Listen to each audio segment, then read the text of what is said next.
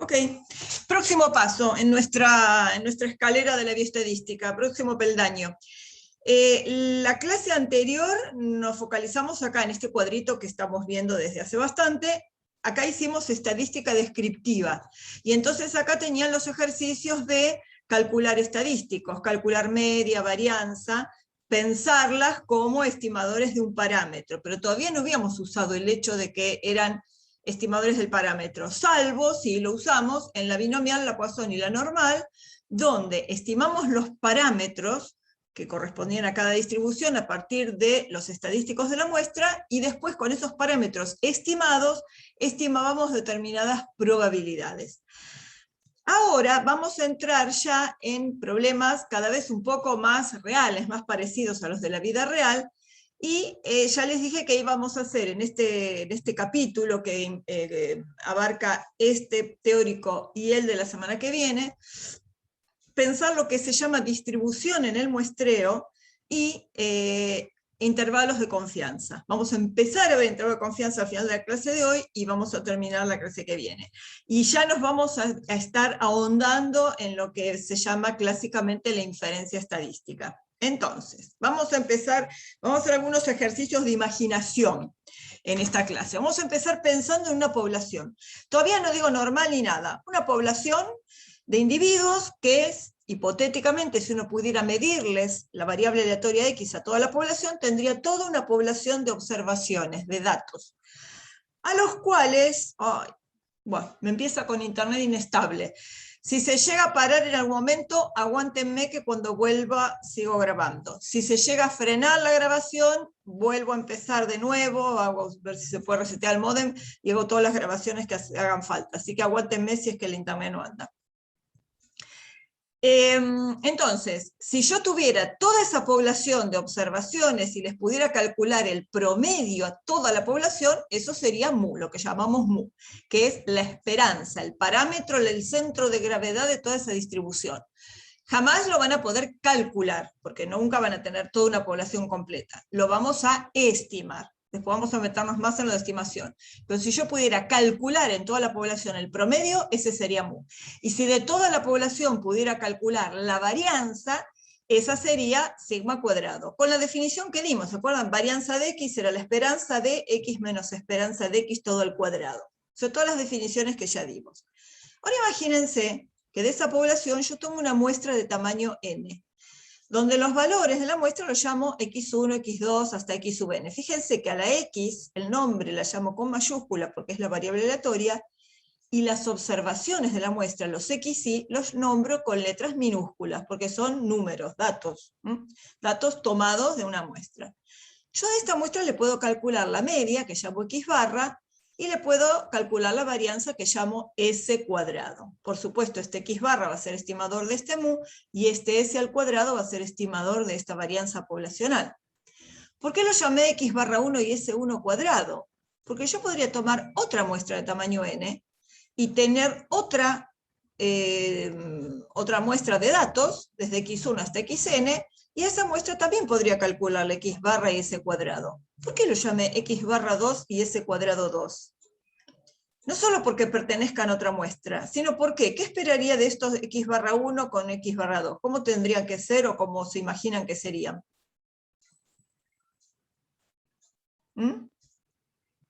A ver, ¿algún valiente? ¿Qué esperarían de la media de la muestra 1 y de la media de la muestra 2? Del mismo tamaño, sacada de la misma población. ¿Esperarían que fueran exactamente iguales? Bueno, Nair, ponete sonido. A ver. No, iguales no, por ahí próximos, pero no exactamente iguales. Muy bien. Por ahí parecidos, si fueron tomadas las dos en forma aleatoria y más o menos en las mismas condiciones, pero difícilmente fueran exactamente iguales, y el mismo criterio es para la varianza muestral. Si yo tomo cualquier otra muestra, una iésima muestra también de tamaño n, y le mido las n observaciones de esta variable aleatoria, voy a pensar en un x barra y un si cuadrado que va a ser parecido a los otros, pero tampoco igual. ¿Qué quiere decir eso? ¿Qué me está indicando de las x barra? Si yo tomo distintas muestras, toman distintos valores, según la muestra aleatoria que tome. lo que me está indicando que todos los estadísticos son variables aleatorias. ¿Sí? No así con los parámetros. Los parámetros eran ese número fijo, que yo no necesariamente lo conocía, pero que caracterizaban a la población. Pero los estadísticos son variables aleatorias. Ese concepto tiene que quedar grabado de ahora en adelante. Un estadístico es una variable aleatoria. Por eso, como las muestras son aleatorias, los estadísticos calculados de esas muestras son variables aleatorias. Entonces, yo puedo pensar estas X barra como valores de una variable aleatoria X barra, por eso estas están con minúscula, porque son valores calculados, pero esta está con mayúscula porque es una definición hipotética de lo que uno pensaría que es la variable aleatoria X barra media de muestras de tamaño n. Entonces yo puedo pensar en una X barra mayúscula, calculada como 1 sobre n por la suma de variables aleatorias xy, sumadas desde igual 1 hasta n. ¿Quiénes son estas xy? Estas xy son esta es una x1, que es una variable aleatoria x1, ¿no? Porque el primer lugar de la muestra lo puede tomar cualquiera de los x tomado de esta población. El segundo lugar de la muestra lo puede ubicarse cualquiera de los x tomados de esta población. Cualquiera de los xy vienen todos de acá. O sea, cualquiera de estos x puede tomar cualquier ubicación dentro de la muestra. Entonces lo puedo llamar variables aleatorias x sub i. Si yo sumo, no voy a hacer el cálculo, pero es una operación hipotética. Si yo sumara esas xy desde igual 1 hasta n y las dividiera por n, estaría calculando una variable aleatoria x barra, que además dijimos que esa x barra es mu sombrero, porque es el estimador de la esperanza. Y con la varianza, con estas s cuadrado, también las puedo pensar igual, que son la suma de variables xy menos la variable x barra elevadas al cuadrado, sumadas de igual 1 hasta n y divididas por n menos 1.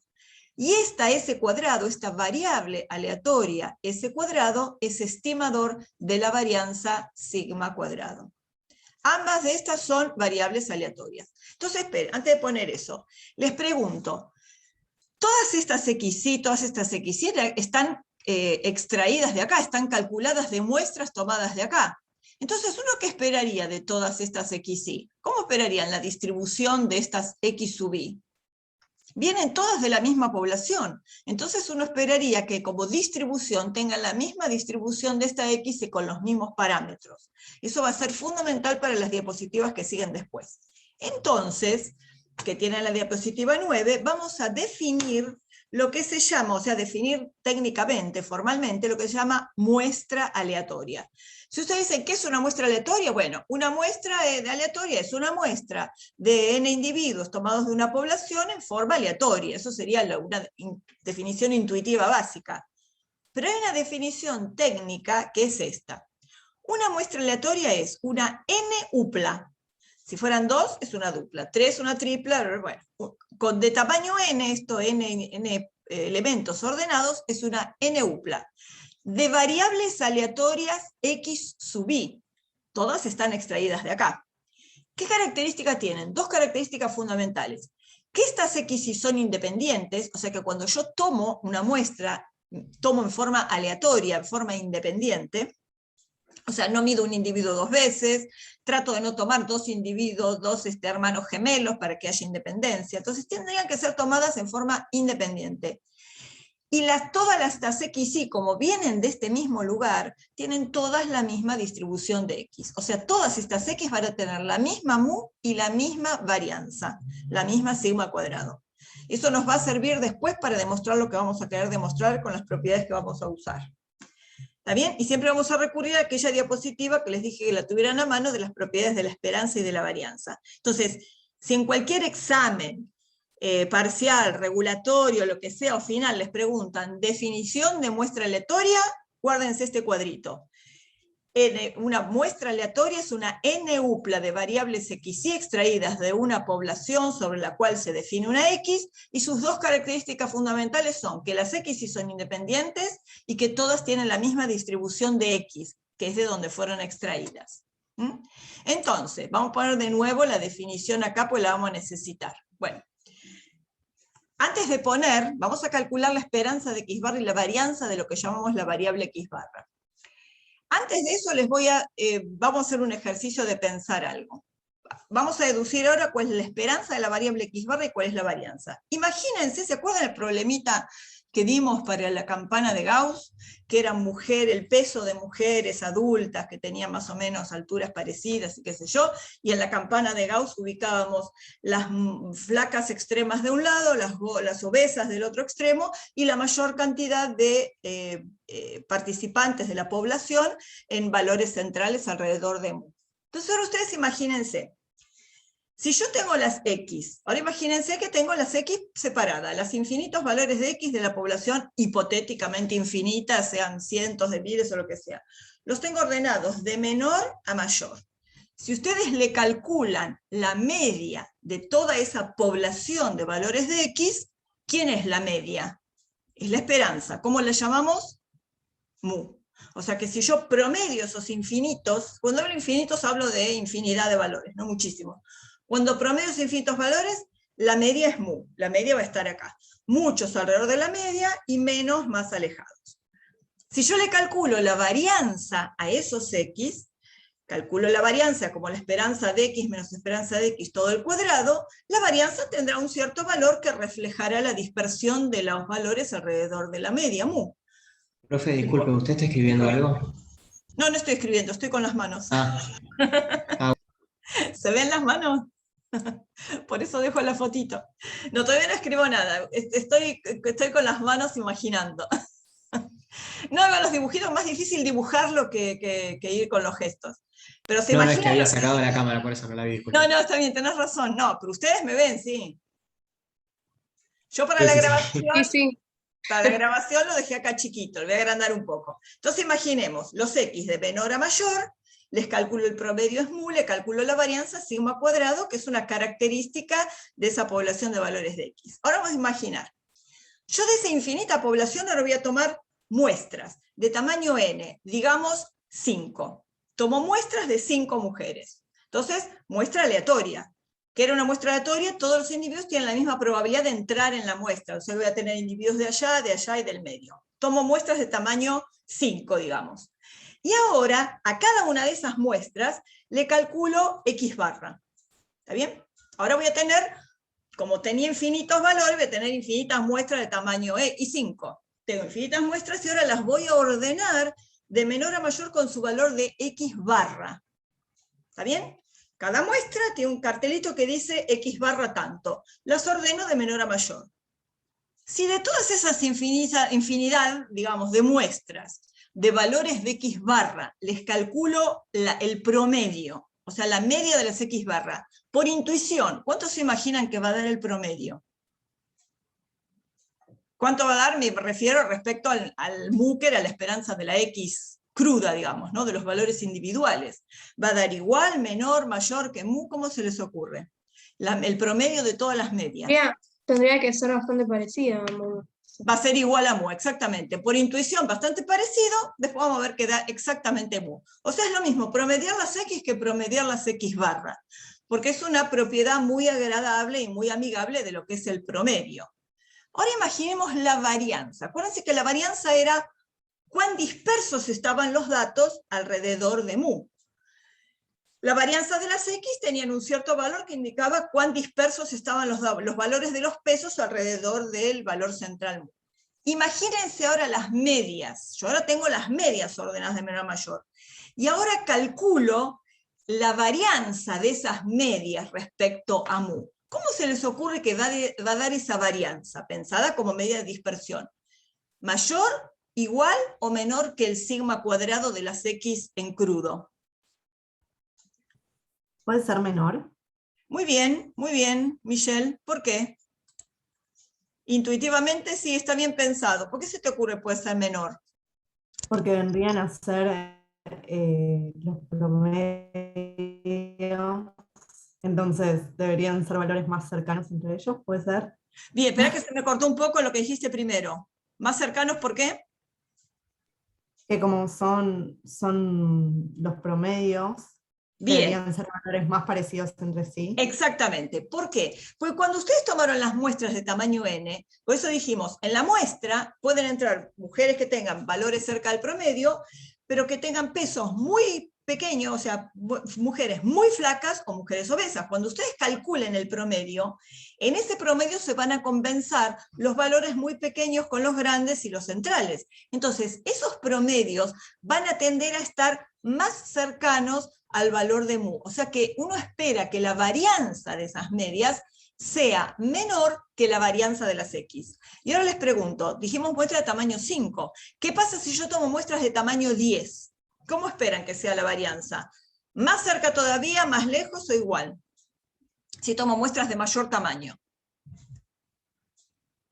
Más Creo que cerca. serían más cercas a las varianzas. Todavía más de X. cerca, bien. Porque suponete, si vos tomas una muestra de tamaño 5, puede ser que a lo mejor de casualidad hayan entrado muchas del extremo izquierdo o muchas del extremo derecho. Piensen que entran aleatoriamente. Podría ser. Pero si yo tomo muestra de tamaño 10, es mucho más difícil. Vamos a un ejemplo con más números, más cercanos. Supónganse que yo tomo una mujer de la población, un X. Puede ser que pese a lo mejor 40 kilos, es un caso extremo, pero puede ser que pese 40 o menos de 40 kilos. Pero si ustedes toman una muestra de 5 mujeres, es probable que la muestra de 5, que el promedio de 40, si fueron tomadas aleatoriamente, es muchísimo, casi imposible, porque para que el promedio me dé 40, tengo que haber tomado de pesos 40, 30 y pico, 50 y pico, y es difícil encontrar mujeres adultas tomadas aleatoriamente que todas estén ahí alrededor de 40, que la media de 40, lo mismo del otro extremo, ¿no? Si yo tomo 2 mujeres, capaz que es más probable que justo hayan entrado 2 del extremo izquierdo o 2 del extremo derecho, pero si yo tomo muestra de tamaño 10, ahí se van a compensar mucho más los valores extremos. Entonces, cada vez muestras más grandes, va a ser mucho más difícil que la media adquiera valores extremos. Se van a compensar mucho más valores pequeños con grandes de la variable. Esto que nosotros vimos ahora por intuición, lo vamos a demostrar con fórmulas. Y van a ver qué fundamental que va a ser tener la definición de muestra aleatoria para esa demostración. Vamos a calcular primero la esperanza de X barra, que intuitivamente dijimos que daba mu. Bueno, la esperanza de X barra es la esperanza de lo que definimos como X barra mayúsculantes, 1 sobre n por la suma de las variables X y. Dibujito, diapositiva de propiedades de esperanza. Esto es esperanza de una constante por una suma de variables. Es la constante por la esperanza de la suma. Otra propiedad de la esperanza de la suma es la suma de las esperanzas. ¿Sí? Esto es lo que pusimos de acá a acá. Ahora, propiedad, recurro a esto. Esto me decía que eran independientes, pero acá en este momento voy a tomar que las XY tienen la misma distribución de X. ¿Qué quiere decir esto? Que la esperanza de todas las XY, estas, como tienen todas la misma distribución de X, todas tienen la misma esperanza, y esa era la que habíamos llamado mu. Entonces, por esta propiedad, por esta segunda propiedad de 1, de lo que llamamos 1, la esperanza de las XY todas las puedo escribir como mu. ¿Y ahora qué estoy haciendo acá? Si sumo n veces una constante mu, eso es n por mu. Y si simplifico n y n, el valor me queda mu. O sea que la esperanza de X barra es igual a mu, por intuición y por fórmula. Vamos a calcular la varianza, que dijimos que daba más chica. Ah, esperen, me olvidé, menos mal que puse esto. La esperanza de X barra es igual a mu, o sea que la esperanza coincide con el parámetro. Por un lado dijimos que X barra era mu sombrero, y ahora estamos encontrando otra propiedad que dice que la esperanza de X barra coincide con mu. Cuando pasa eso, cuando la esperanza del estadístico coincide con el parámetro, se dice que este estadístico, en este caso X barra, es un estimador insesgado de la esperanza poblacional mu. Eso lo tiene la diapositiva 14, que dice que si tita sombrero es un estimador de tita, y la esperanza de tita sombrero es igual a tita, se dice que es estimador insesgado. O sea, cuando la esperanza coincide con el parámetro, se dice que es un estimador insesgado. ¿Qué quiere decir insesgado? Que no tiene sesgos, que si ustedes pudieran tener toda la distribución de valores, coincidiría exactamente con el parámetro. Bien. Vamos a calcular la varianza, que dijimos que daba menor. Varianza de X barra, es la varianza de esto que era la definición de quién era X barra. Propiedad de la varianza de la constante por la variable es la constante al cuadrado, o sea que acá salía 1 sobre n, acá sale 1 sobre n al cuadrado, por la varianza de la suma. Acá necesitamos de este 1 la primera propiedad, que las XY son independientes. Entonces la varianza de la suma es la suma de las varianzas. ¿Sí? Propiedad de que como son independientes, la varianza de la suma es la suma de las varianzas. Y acá sí le aplicamos que todas las X tienen la misma distribución. O sea, que todas las XY tienen varianza sigma cuadrado. Por eso acá reemplazamos estas varianzas por sigma al cuadrado. Y como todas tienen la misma varianza sigma cuadrado y estoy sumando n veces una constante sigma cuadrado, eso es igual a n por sigma cuadrado, y un n de acá se simplifica con un n de acá y da sigma cuadrado sobre n. Por eso dijimos, si la muestra tiene tamaño 2, va a ser menor que sigma cuadrado, pero va a ser la mitad. Si la muestra tiene tamaño 5, va a ser más chica que sigma cuadrado, pero va a ser la quinta parte, sigma cuadrado sobre 5. Y si la muestra tiene tamaño 10, va a ser menor que sigma cuadrado y va a ser la décima parte, porque va a ser sigma cuadrado dividido 10. A medida que aumenta el tamaño de la muestra, la varianza se achica más. ¿Está bien? Eso lo tiene la diapositiva 21. De nuevo estamos con que tenemos una medida de la varianza de las X barra, pero acuérdense que sigma cuadrado tenía las unidades de la variable al cuadrado, la magnitud al cuadrado. Entonces, si yo quiero una medida de esta dispersión de la X barra, pero en las mismas unidades, entonces tengo que definir la desviación estándar, que era la raíz cuadrada de la varianza. Cuando es la desviación estándar de un estadístico, se lo llama error estándar. O sea, la desviación estándar de X barra se la llama error estándar de X barra. La escribo así, y como es la raíz cuadrada de esto, la raíz es distributiva respecto del cociente, y me queda el sigma sobre la raíz cuadrada de n. Por eso, cuando en los gráficos, ¿se acuerdan que vimos los gráficos de barras que decía, puede tener una medida de dispersión que puede ser el desvío, puede ser el error estándar? Bueno, el error estándar dijimos que era más chico, silencio esto. El error estándar era más chico que la desviación estándar. ¿Por qué? Porque se dividía por la raíz cuadrada del tamaño de la muestra. En las muestras nosotros no teníamos un sigma, teníamos un S, porque era la desviación estándar de la muestra. Después vamos a ir un poco más al estimador de la varianza. ¿De acuerdo hasta ahora entonces? X barra es un estimador insesgado de la esperanza poblacional mu, porque la esperanza de X barra es igual a mu. La varianza de X barra es igual a sigma sobre el sigma cuadrado dividido n, y el error estándar de X barra es sigma sobre la raíz de n. Bien. En las diapositivas 23 y 24 tienen algunas propiedades que se refieren ahora a cuando estandarizamos. Fíjense, si X es normal mu sigma, entonces X barra es también una normal, tiene la misma esperanza mu y tiene la desviación estándar sigma sobre la raíz de n. ¿Qué diferencia hay con lo que dijimos en la diapositiva anterior? En la diapositiva anterior no habíamos hablado de normal. Esto valía para cualquier variable aleatoria tuviera la distribución que tuviera. La misma distribución, pero no dice cuál.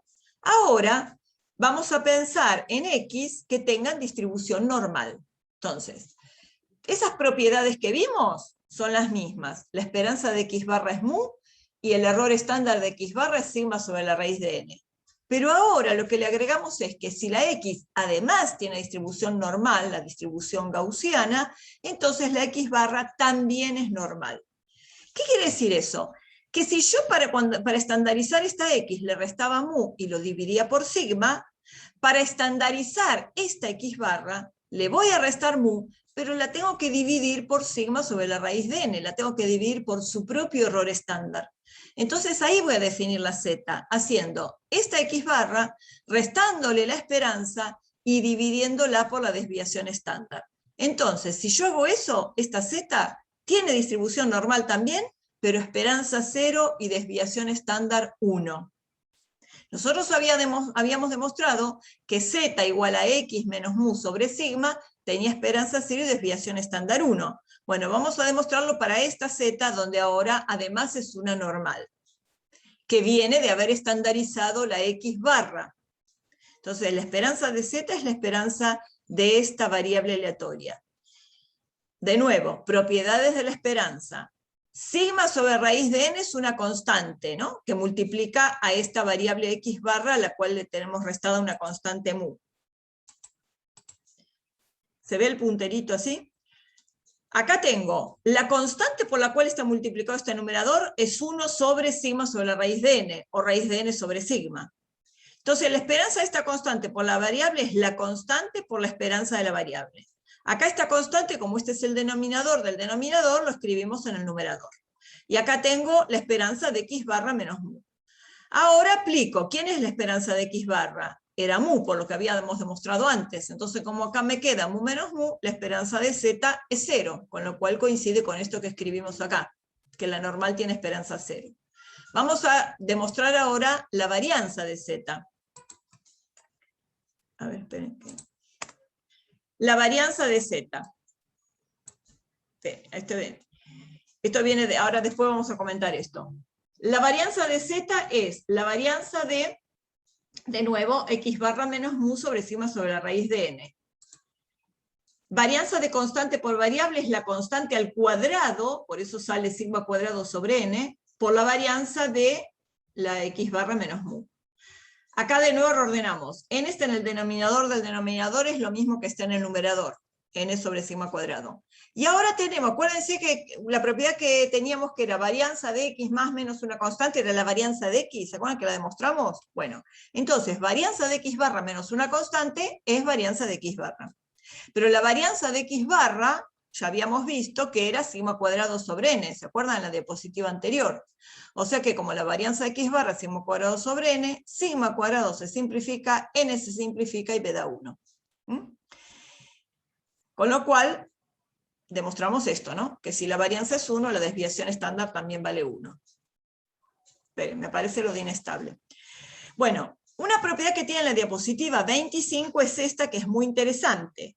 Si x es una variable cualquiera, tal que la esperanza de x vale mu y la varianza de x vale sigma cuadrado, si el n es suficientemente grande, esta variable aleatoria construida como x barra menos mu sobre sigma sobre raíz de n, aproximadamente será una distribución normal 0,1. ¿Qué quiere decir eso?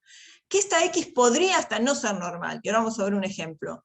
Podría no ser normal, pero si ustedes toman muestras de tamaño suficientemente grande, ¿qué tan grande? Bueno, no sabemos, pero ahora vamos a ver un ejemplito. La x sigue una distribución normal, la x barra, perdón, sigue una distribución normal, con lo cual esta construcción es una normal 0,1. O sea que las x barra, por más que la x sea asimétrica, las x barra tienden a ser centradas con una curva parecida a la de Gauss, con una curva de Gauss, con una campana de Gauss. Acá tienen una, esperen, déjenme ver, porque me olvidé de abrirlo. Ahora lo vamos a abrir y lo vamos a ver. Pero ahora les voy a mostrar acá unas diapos, esperen. Bueno, lo que vamos a ver es una página que se llama Online Statbook. Bueno, ahí tienen, ya vieron que con la flechita hacen clic y los lleva a la página. Van a ver algo así. Bueno, como no tengo presentación no voy a ver la página, pero no importa. Ahora lo vamos a ver. Lo que tiene acá es una distribución cualquiera. Si ven acá chiquito dice skewed, o sea, desviada, ¿no? Asimétrica. Ven que es una distribución muy asimétrica, es como si tuvieran una normal muy corrida, ¿no? Que no tiene cola izquierda. Muy asimétrica. Lo que aparece acá es, van a ver que dice muestra animada y 5. Cuando ustedes hacen un clic, bajan 5 datos tomados aleatoriamente de la distribución. Y acá automáticamente baja la media. Si ustedes lo hacen varias veces, van viendo que van tomando muestras de distintos lugares de la distribución, y cuando baja la media van a ver que la media se va haciendo muy simétrica. Acá.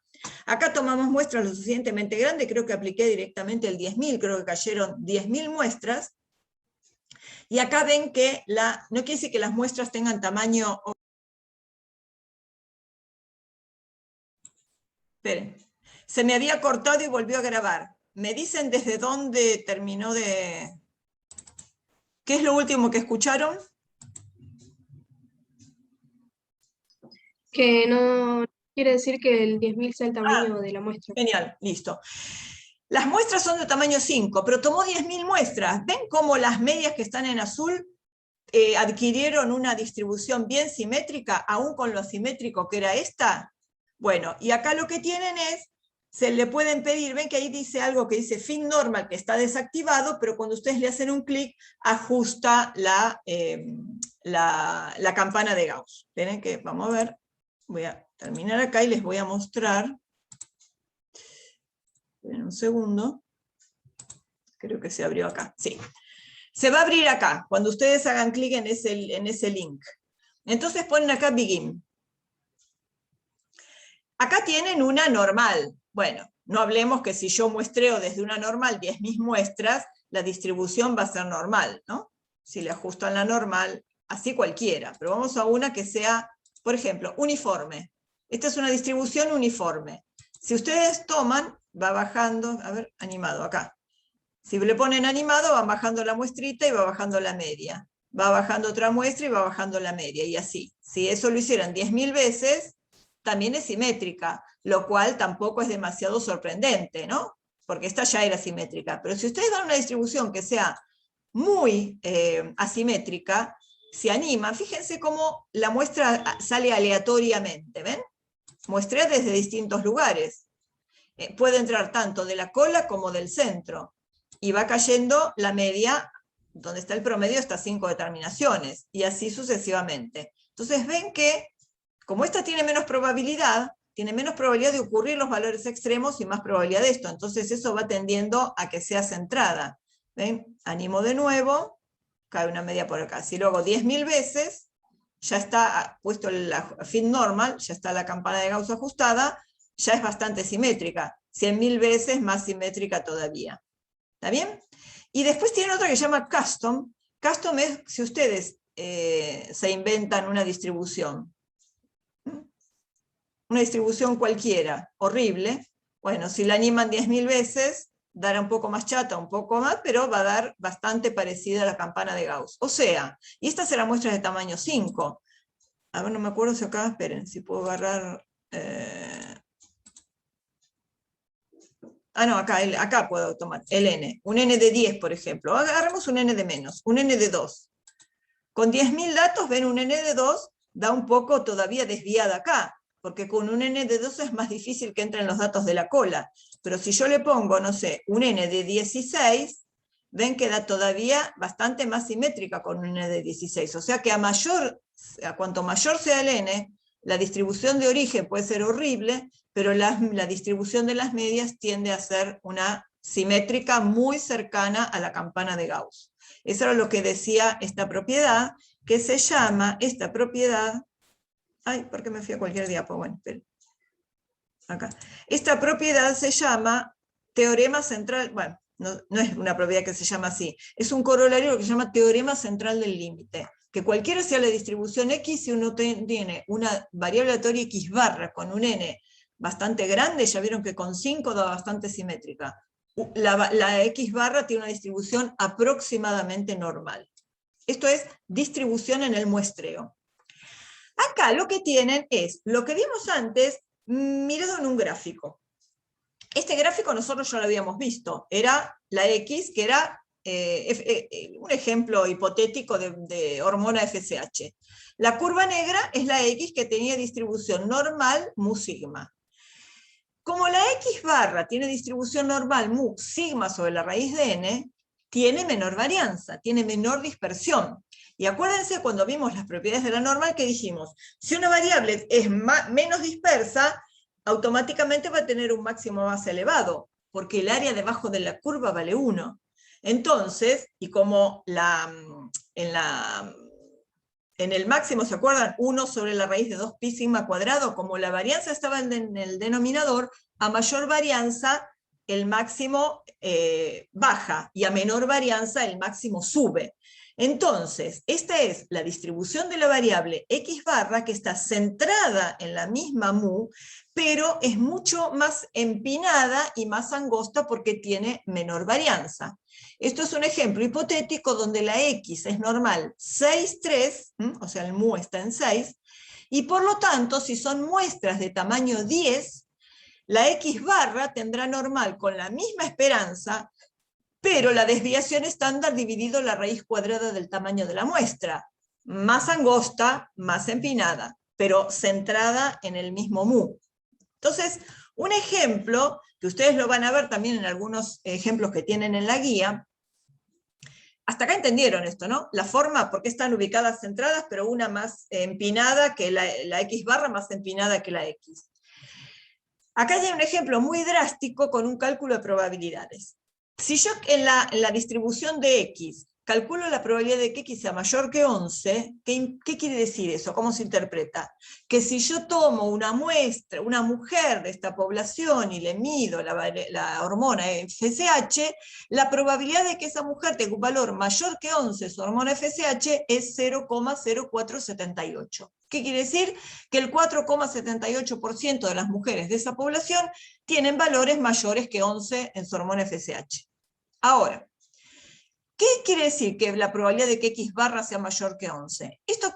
¿Cuándo voy a plantear esta probabilidad? Si la pregunta es, si yo ahora tomara una muestra de tamaño 10 mujeres y calculara, fíjense, está hablando de probabilidades, cosa que todavía no sucedió. La probabilidad es de un hecho que no sucedió. Si yo tomara una muestra de tamaño 10 mujeres, les calculara a todas ellas, les midiera la FSH y calculara el promedio de la muestra, ¿cuál sería la probabilidad de que ese promedio resulte ser mayor que 11? Miren cuánto es. Es el área debajo de la curva roja, porque es la distribución de X barra, a la derecha de 11. Y esa probabilidad es mucho menor que 7 por 10 a la menos no sé cuántos ceros tiene adelante. Se achica muchísimo la probabilidad en las colas, porque como en la media se compensan valores extremos, es mucho menos probable obtener un valor extremo para la variable X barra. ¿Se entendió? Porque es mucho más chica la probabilidad escrita en rojo que la probabilidad escrita en negro. Porque es muy difícil encontrar valores de X barra extremos. En cambio, si yo les pregunto, la probabilidad de que X esté entre, no sé, 5,5 y 6,5, tiene un cierto valor debajo de la curva negra, pero ¿cómo va a ser la probabilidad de que X barra esté entre 5,5 y 6,5? Va a ser una probabilidad más grande, porque tengo más valores concentrados de medias alrededor de mu que de X valores individuales. Se achican debajo de X barra, se achican las probabilidades en las colas y se agrandan alrededor del valor central mu, de la esperanza. Algunos conceptos para aclarar nomenclaturas. Esto creo que está en la diapositiva 38, lo que tienen es muestra y población. ¿Cómo se definen los cálculos sobre muestra y población y sus características? Supongamos la media. La media de una muestra la llamamos X barra, la escribimos como X barra. La media de una población es el parámetro mu. Este es un estadístico, este es un parámetro. La desviación estándar de la muestra se llamará S, la desviación estándar de la población será sigma. Falta un rengloncito que sería el de la varianza. A ver, ahora sí, a ver si se los dibujo, después lo borramos. Faltaría un rengloncito que sería el de la varianza. Déjenme ver, vamos a poner acá el lapicito. Faltaría la varianza. Varianza. ¿Cómo es la varianza de la muestra? ¿Cómo la llamo? S al cuadrado. ¿Cómo llamo la varianza de la población? Sigma al cuadrado. Por supuesto, S es sigma sombrero, sigma cuadrado es, S cuadrado es sigma cuadrado sombrero, X barra es mu sombrero. Estos son estadísticos, estos son parámetros. ¿Qué característica tienen los estadísticos? ¿Son conocidos? Sí, porque yo los calculo a partir de la muestra de tamaño n. Pongo los datos en la calculadora y calculo la media y calculo la varianza y el desvío. Los parámetros son desconocidos, los estimo a partir de los estadísticos. Los estadísticos son variables aleatorias, los parámetros son números fijos, desconocidos pero fijos. Los estimo a partir de los estadísticos de la muestra. Nosotros ya hicimos estimación puntual de parámetros. Ahora pregunta, si la muestra fue tomada aleatoriamente, yo les digo, X barra vale esto, X barra de una muestra. ¿Ustedes qué me dicen de mu? Y puede andar cerca de X barra, ¿no? Yo sé que los estadísticos estarán cerca de los parámetros. Sé que si X barra me dio 6,8, el parámetro mu podría andar cerca de 6,8. Ahora, ¿qué tan cerca o con qué precisión estamos estimando ese parámetro? Lo tendremos que informar a través de un intervalo. Ahora vamos a ver cómo confeccionamos esos intervalos, que se llamarán intervalos de confianza, y después vamos a ver por qué se llaman de confianza, ¿está bien? Yo sé que X barra tiene un cierto valor, entonces yo sé que mu va a andar cerca. Bueno, ¿qué tan cerca? ¿Entre qué límites puedo esperar encontrar ese valor de mu? Esos límites son límites de un intervalo que ahora lo veremos cómo se calcula. Los intervalos tienen esta forma. Tengo una probabilidad de que el parámetro, que se llama tita, bueno, el parámetro, esta es una letra griega que indica el parámetro, que ese parámetro se encuentre entre un límite inferior y un límite superior, y que esa probabilidad sea grande. Después vamos a ver qué tan grande. Esta probabilidad 1 menos alfa grande ronda entre 0,90, 0,95, 0,99. Vamos a ver por qué no menos y por qué no más. ¿Por qué no menos de 0,90 y no más de 0,99? Por defecto, los software y todo, esta probabilidad se calcula se fija en 0,95. Me sobra un paréntesis ahí, bueno. Se fija en 0,95. La característica es que, por supuesto, esos límites tenemos que calcularlos a partir de algo a lo que tengamos acceso. ¿A qué tenemos acceso? A la muestra. Entonces, estos extremos del intervalo, que también son variables aleatorias, ¿por qué? Porque son funciones de la muestra. Como la calculamos a partir de la muestra, todo lo que se calcule, todo lo que sea función de la muestra se llama estadístico y es variable aleatoria. Entonces tendremos un intervalo que me diga que voy a tener una probabilidad 1 menos alfa de encontrar ese parámetro desconocido entre dos extremos extraídos de una muestra, calculados a partir de datos de una muestra. Entonces, ¿vamos bien hasta ahora? Vamos a ver lo primero que vamos a construir. Es un intervalo de confianza para la media de una variable normal con varianza conocida. Esperen. Yo acá les hice un cálculo. Voy a usar un lapicito, porque quiero que para cuando tengan que hacer, van a hacer ejercicios de la guía, pero para que vean cómo los van a hacer. Supónganse que les dice, el valor de FSH en mujeres normales se distribuye normalmente con esperanza 6 y desviación estándar 3. Entonces, ¿cuál es la probabilidad de que si ustedes miden el valor de FSH a una mujer, el valor de su FSH dé mayor que 11? Entonces van a hacer este cálculo. ¿Cómo hacen este cálculo? Voy a hacerlo acá primero. Esperen, eso lo vamos a hacer en negrito porque es lo que está en negro.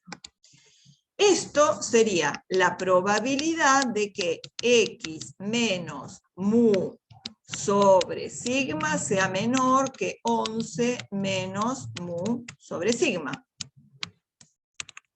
Entonces esto va a ser la probabilidad de que Z sea mayor que, bueno, 11 van a ser si mu vale 6 y sigma vale 3, van a hacer esa cuenta, van a la tabla y lo calculan.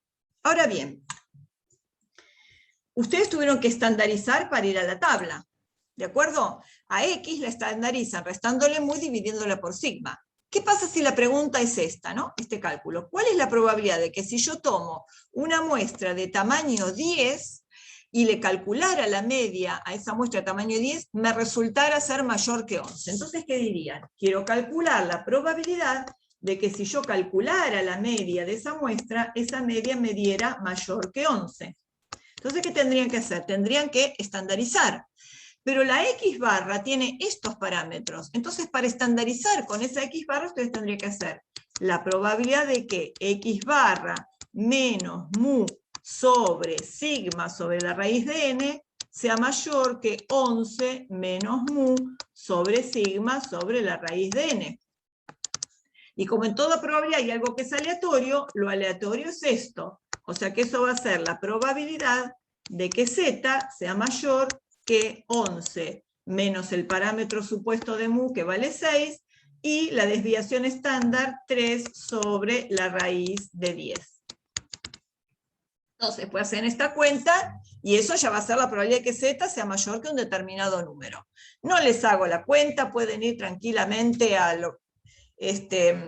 infostado, pueden ir a una tabla aproximándola al segundo decimal. Esas probabilidades en tabla normal ya la calcularon. Lo importante es que se den cuenta que si ustedes estandarizan una X, la X se estandariza dividiendo por sigma, porque su parámetro es la desviación estándar.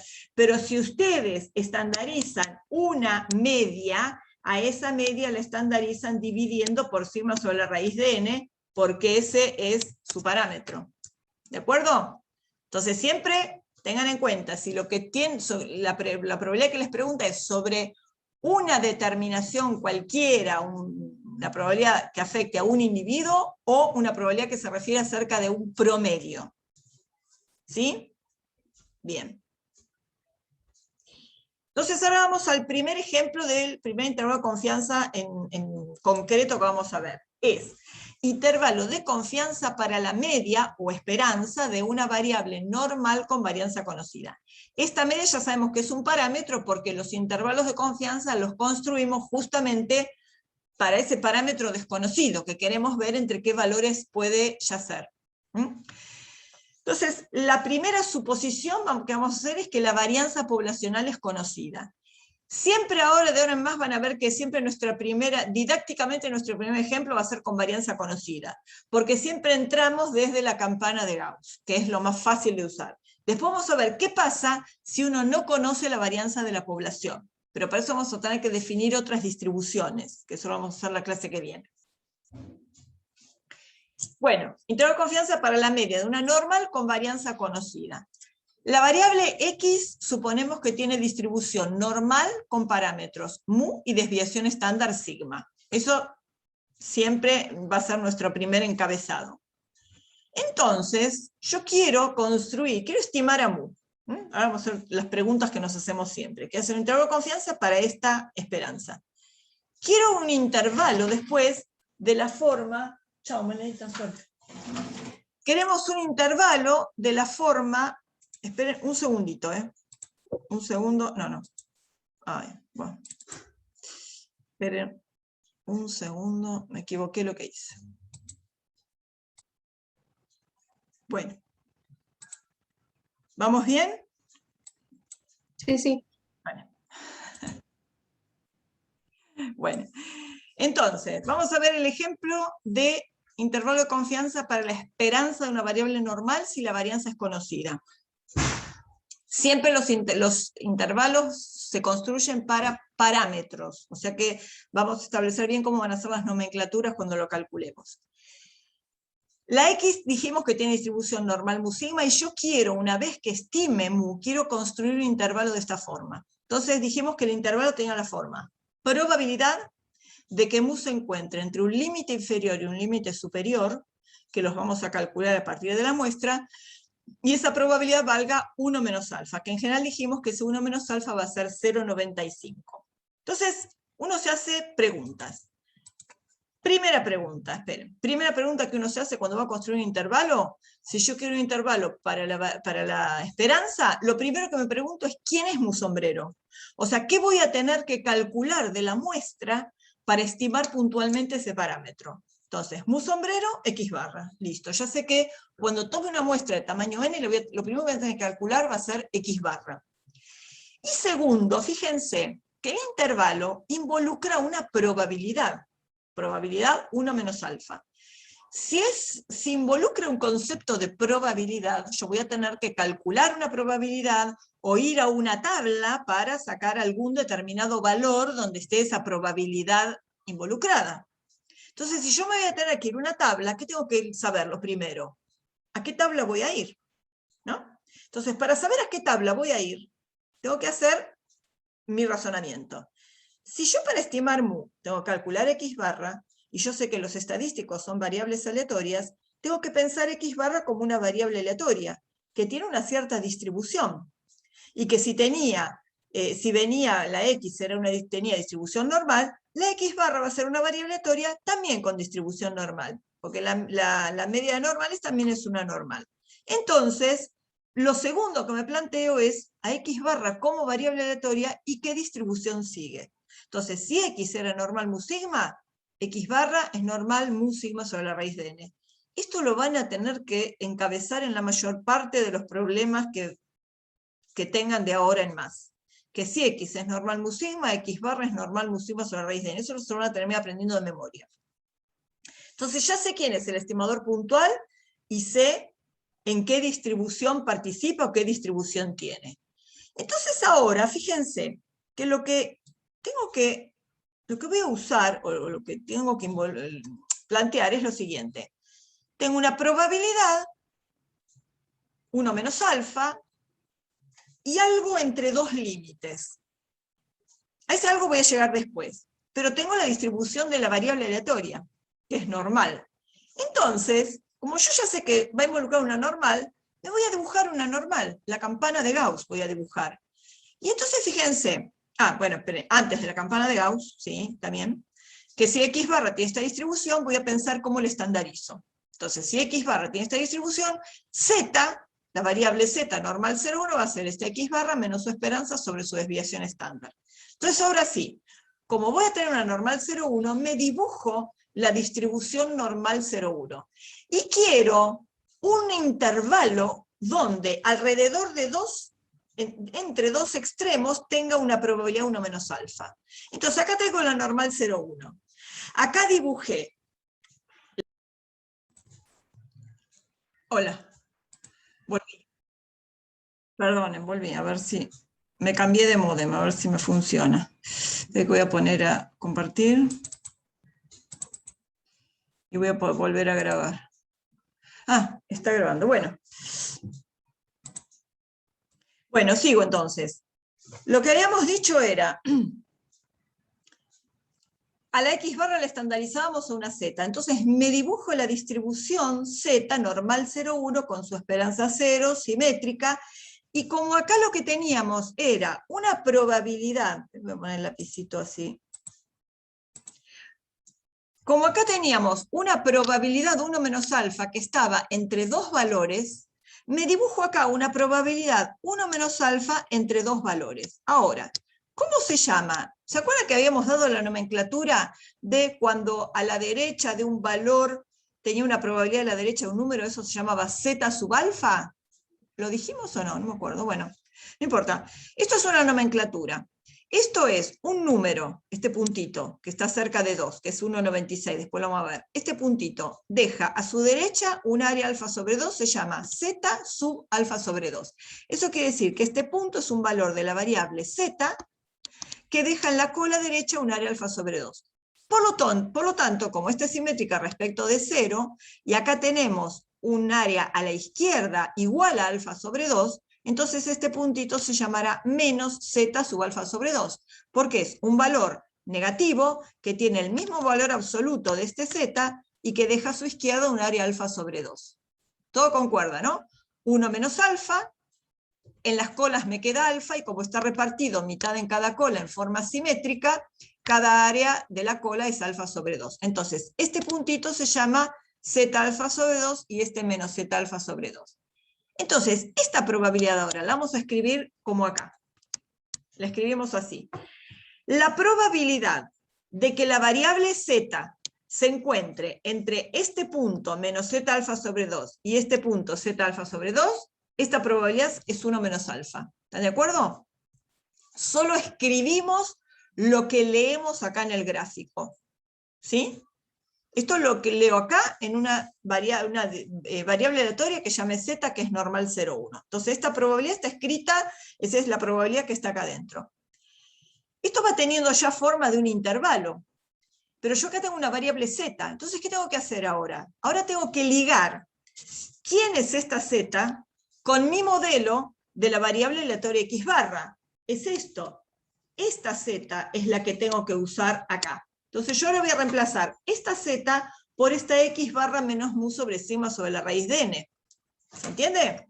Esta z puede ser cualquier cosa, puede ser x menos mu sobre sigma, pero a mí me sirve ahora que esta z sea x barra menos mu sobre sigma sobre raíz de n, porque tengo una distribución en la cual conviven el parámetro mu y su estimador X barra. Entonces, esa distribución es la que me sirve acá. Y ahora fíjense que de acá a acá, la única diferencia, ¿qué tengo que hacer para llegar desde esta expresión a esta? Tengo que despejar, de acá tengo que despejar el valor de mu. Entonces, ahora voy a repetir esto mismo en la otra página y vamos a despejar el valor de mu para que quede algo parecido a esto. ¿Está bien? Vamos a escribir de nuevo esta probabilidad. ¿De dónde sale esta probabilidad? De leer esta área en este gráfico. ¿Y de dónde sale esta área? De plantear que yo quiero un intervalo entre dos números que tenga un área 1 menos alfa, siendo área igual a probabilidad. Entonces vamos a la siguiente. Entonces ahora de esa expresión quiero dejar a mu en el centro. Bueno, tengo varias formas. Bueno, no tan varias. ¿Qué es lo primero que tengo que hacer para despejar mu? Lo primero que hay que hacer es sacarme este denominador, este divisor. ¿Cómo hago? Tengo que multiplicar por este divisor, pero multiplico en los tres miembros. Entonces lo mismo, lo que hicimos acá. El menos z alfa sobre 2 queda multiplicado por sigma sobre raíz de n. Acá lo mismo y acá se simplificó. Me queda el x barra menos mu. Ahora, ¿qué tengo que hacer para dejar a mu acá en el medio? Sacarme el x barra. Pero el x barra está sumando, está positivo. Tengo que restarlo. Lo resto de los tres miembros. Acá se fue. Acá quedó negativo, y acá quedó negativo, pero sumado porque esto era positivo. Lo puse adelante nada más. Podría ser esto menos x barra y esto menos x barra, pero lo escribí adelante. ¿Está bien? Pero ahora, ¿qué problema tengo? Tengo menos mu, yo quiero dejar a mu en el medio. Entonces, ¿qué hay que hacer ahora? Multiplicar los tres miembros por menos 1. Pero ustedes se acuerdan que cuando hacía una desigualdad multiplicaban todo por menos 1, ¿qué pasaba? El sentido de la desigualdad se invertía, ¿no? Porque es fácil de pensarlo, ¿no? Piensen, si 2 es menor que 4, menos 2 es mayor que menos 4. ¿No? Multiplicar todo por menos 1, la igualdad se invierte. Si no se acuerdan, se lo piensan con un ejemplito. Entonces yo ahora voy a multiplicar por menos 1 los tres miembros y la igualdad se invirtió. La desigualdad se invirtió. Entonces, acá me queda positivo y positivo porque multipliqué por menos 1. Acá me queda positivo y negativo porque multipliqué por menos 1. Y acá me queda mu porque multipliqué por menos 1. Una vez que yo tengo esto, lo que hay que hacer es uno da vuelta todo porque, por lógica, uno nombra de menor a mayor. Entonces, cuando doy vuelta a todo, ahora sí me queda esto menor que mu, menor que esto. ¿Está bien? Toda esa fórmula, ahora sí tengo a mu en el medio de dos límites, que estos dos límites se obtienen a partir de datos de la muestra. ¿Por qué? Fíjense, el n es el tamaño de la muestra que yo tomé. El sigma es un parámetro supuestamente, hipotéticamente conocido. Este z alfa sobre 2 se saca de una tabla, ahora vamos a ver cómo calculamos en la tabla. Y el x barra es el valor que vino de la muestra, cuando yo tomo la muestra. Pero fíjense que todavía aparece en mayúscula, porque todavía es una expresión de una variable aleatoria. Ahora vamos a ver qué pasa cuando yo efectivamente tome la muestra. Esta fórmula que parece tan larga y choclo, es mucho más fácil de lo que uno le parece, porque simplificada, fíjense que tengo un x barra menos algo y un x barra más algo, donde ese algo es lo mismo. Ese algo es lo que vamos a llamar aproximación. Después le vamos a dar el nombre. Entonces yo esto lo puedo escribir en forma simplificada como x barra más menos z alfa sobre 2 por sigma sobre la raíz de n. ¿Sí? ¿Por qué? Porque era simétrico, ¿no? ¿Por qué puedo poner un más menos algo? Porque esta distribución era simétrica respecto de 0, y elegíamos áreas simétricas en las colas, porque este z alfa sobre 2 y este z alfa sobre 2 tenían el mismo valor absoluto. Entonces, por eso puedo escribir x barra más menos z alfa sobre 2 por sigma sobre la raíz de n. Todavía podemos pensarla más simplificada. Fíjense, este es estimador del parámetro, es el estimador.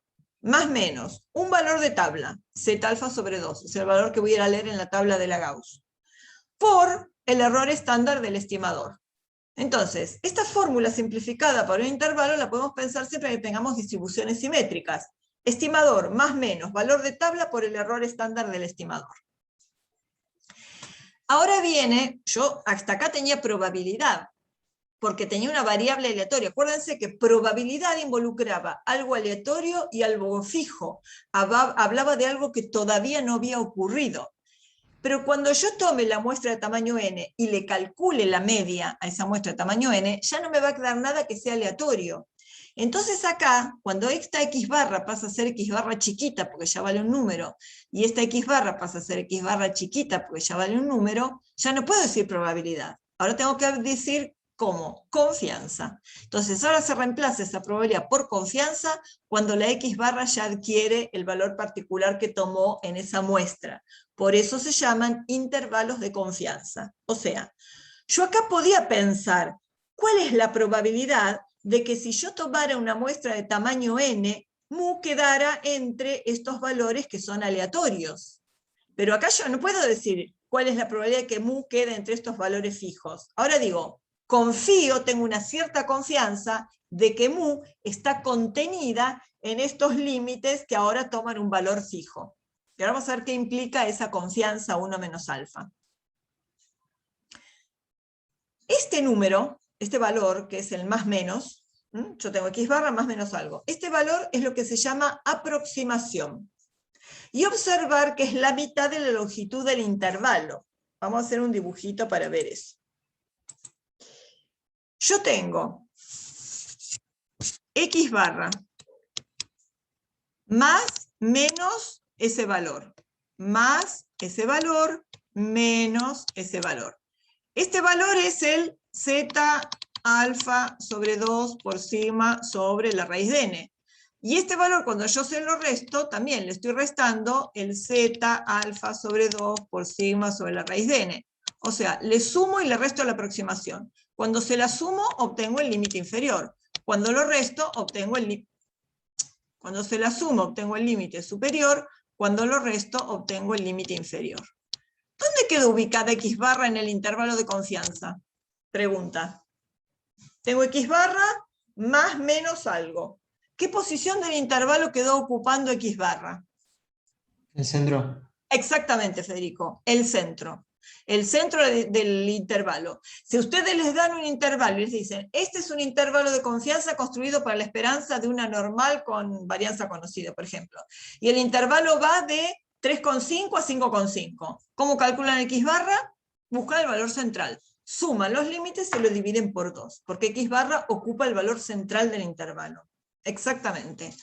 Entonces ahora fíjense que si yo le sumé y le resté la aproximación, la longitud total es 2 veces la aproximación. ¿De acuerdo? La aproximación es la mitad de la longitud del intervalo. Entonces, ahora uno se pregunta, ¿de quién depende esa aproximación? Vuelvo atrás, así no ven lo que decía. Pregunta.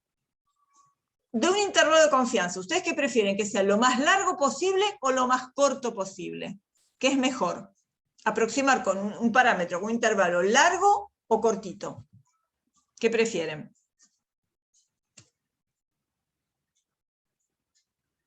Que sea corto. Bien, ¿por qué? Muy bien. Porque justamente al ser más corto se aproxima más a lo que yo estoy intentando calcular. Muy bien. Tiene mayor precisión. Ustedes van a tener mayor precisión. Un ejemplo sería el siguiente. Un ejemplo muy extremo, pero bueno, que puede graficar por qué interesa el intervalo corto. Supónganse que ustedes trabajan en una clínica de obstetricia, para que vean un ejemplo bien extremo.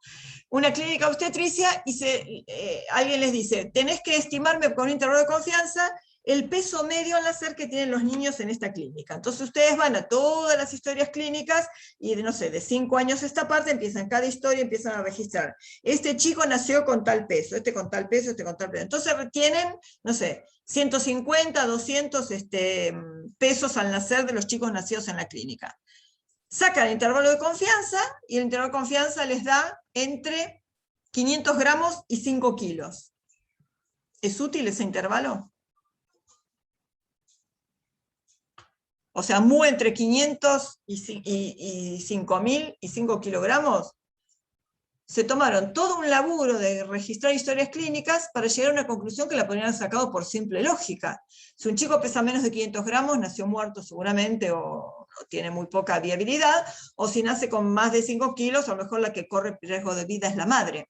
Entonces, no sirve un intervalo tan largo, porque no da información. En cambio, si les dicen que el peso medio al nacer en esa clínica está entre 2,9 y 3,1 kilogramos, eso sí tiene información, porque ustedes están acotando mucho más el valor del parámetro.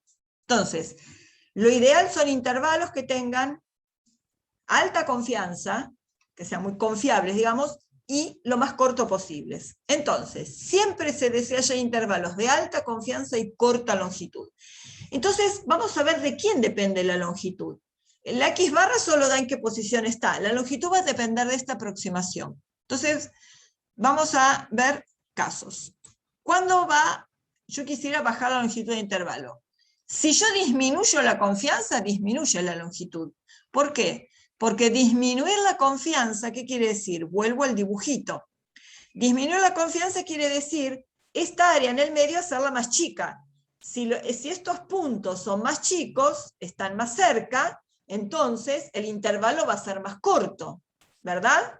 Porque voy acá, si yo estos límites los pongo más cercanos, el intervalo va a ser más corto, pero disminuir la confianza mucho les da como poca confianza en la estimación. Ahora vamos a ver qué implica, qué quiere decir la confianza, interpretar un poco mejor lo que quiere decir. Y si yo quiero tener mucha confianza, por ejemplo, 99,9% de confianza, ¿qué va a pasar? Este número se va a hacer muy largo, los valores se separan mucho si yo quiero un intervalo muy largo. Y si este número se hace muy grande, quien sufre es la precisión. Por eso decíamos que esta confianza, este 1 menos alfa, que no sea ni mucho más chico de 0,90, porque sería poco confiable, ni mucho más grande de 0,99 porque disminuyera la precisión porque haría un intervalo demasiado largo. Bien, entonces la confianza tiene ciertos límites entre cuales manejar. ¿Qué otra cosa puedo hacer para bajar la longitud? Podríamos bajar este numerador, este factor que está en el numerador, disminuir el sigma. ¿Pero qué implica disminuir el sigma? ¿No? Si disminuye la varianza, también disminuye la longitud del intervalo. Pero ¿qué complicación tengo para disminuir la varianza?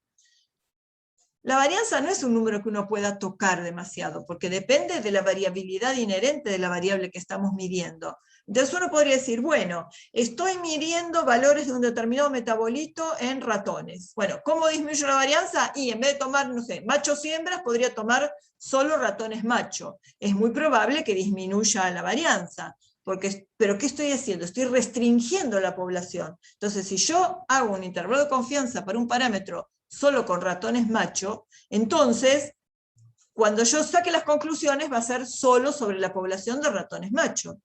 ¿Se entiende? Estoy restringiendo extender las conclusiones hacia una población mayor, estoy achicando la población. Entonces tampoco puedo tocar demasiado la varianza. ¿Dónde sí podría tocar y que sería útil para bajar la longitud del intervalo?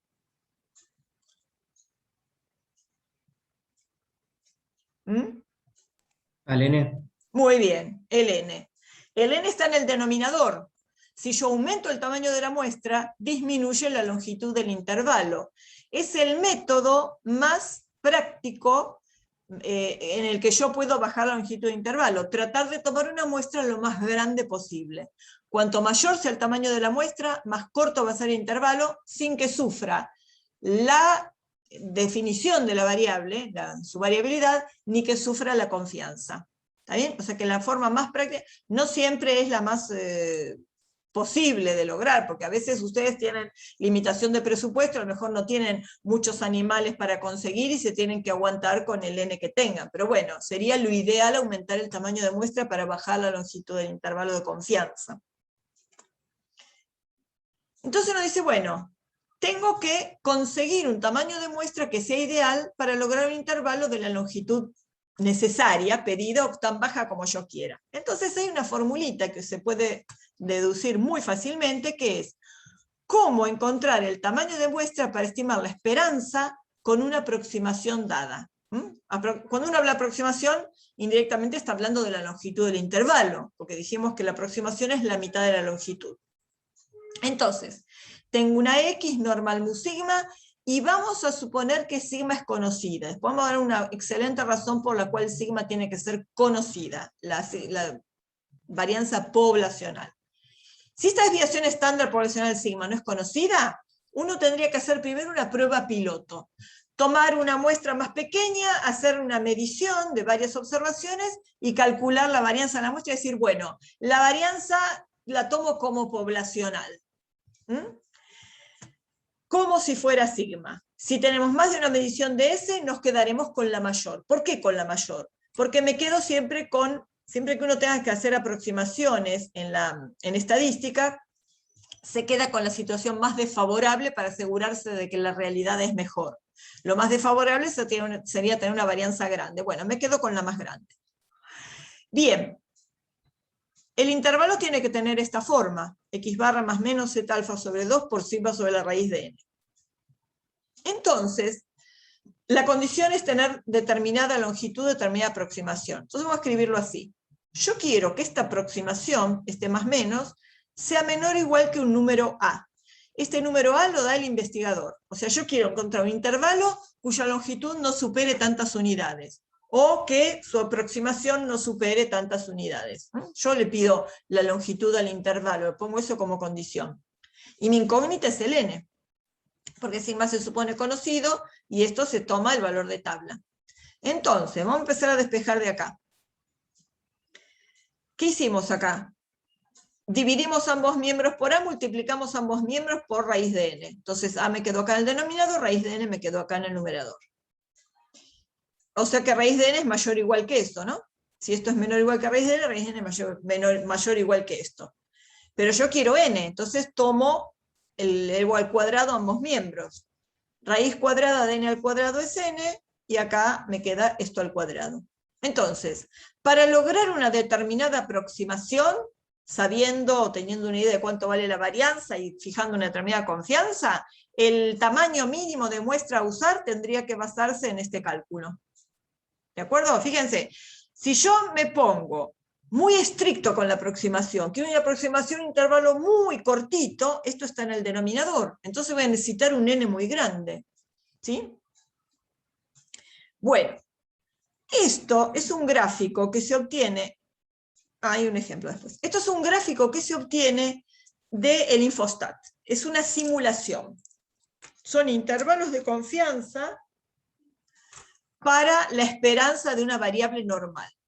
¿Qué quiere decir esto? Esto está sacado, hay que suponer cuánto vale el parámetro, ¿no? Para hacer un muestreo. Entonces, esto está sacado, ahora después lo vemos cómo se hace. De una normal con una esperanza supuesta 6, una esperanza hipotética de 6. Entonces acá está el 6, que es el mu. Y uno dice, bueno, muestreamos 100 intervalos de tamaño, creo que de tamaño 10, muestras de tamaño 10, 100 intervalos. Y extraídos de una normal. Y los intervalos son del 95% de confianza.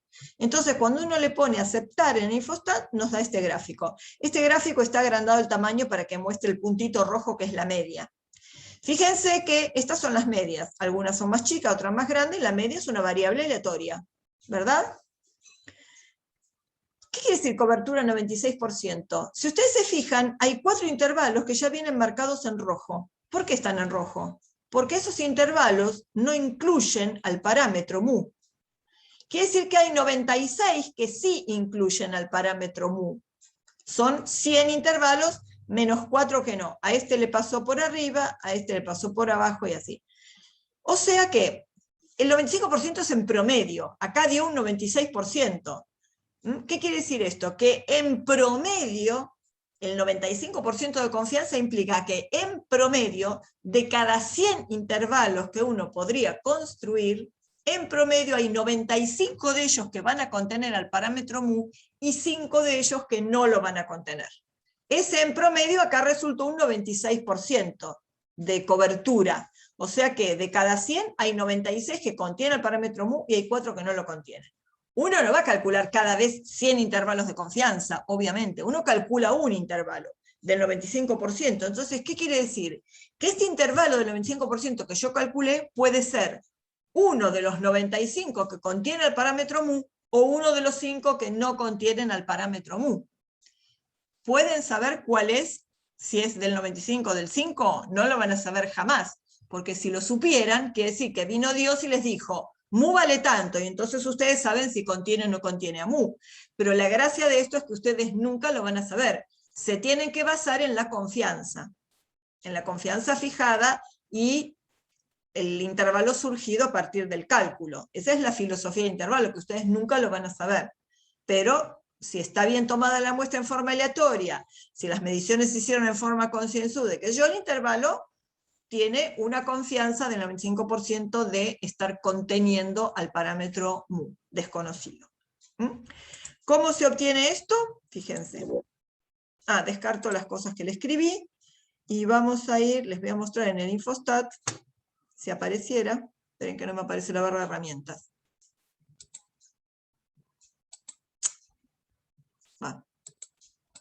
A ver, acá, Infostat.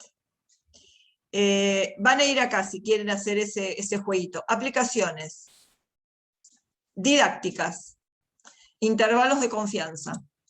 No necesitan tener base de datos abierta. Acá tiene generación de intervalo de confianza. Esto es media 0, varianza 1. Yo ahí creo que había puesto media 6 y la varianza era 3 al cuadrado 9 en el ejemplo de las FSH. 100 intervalos del 95% de confianza, tamaño 10. Aceptar.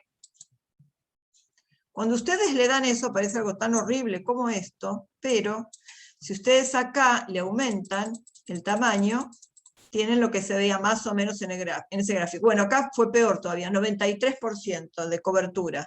¿Ven?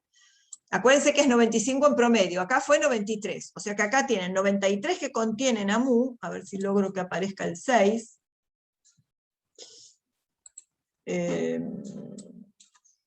A ver si pongo acá 0 y acá 12. Bueno. Ustedes tienen que jugar con... a ver si aparece el 6. Ahí está, ahí apareció el 6. Bueno, entonces ven que el 6 le pasa a los intervalos ¿a cuánto? A 93. Hay 7 que no lo contienen. 1, 2, 3, otro rojo, 4, 5, 6 y 7. Una pregunta. Una pregunta, a ver si a alguno se le ocurre. Esperen. Bueno. Vuelvo a la fórmula de intervalo. El intervalo tiene esta forma. X barra más menos z alfa sobre 2 por sigma sobre la raíz de n. ¿Ustedes qué les parece? ¿Esta longitud depende de cuánto haya dado la media? No, ¿no? Es una constante. O sea que todos los intervalos, sigma es la misma para todos los intervalos tendrían que tener la misma longitud. ¿A alguien se le ocurre por qué no todos los intervalos tienen la misma longitud? ¿Ven que algunos son más cortos y otros son más largos?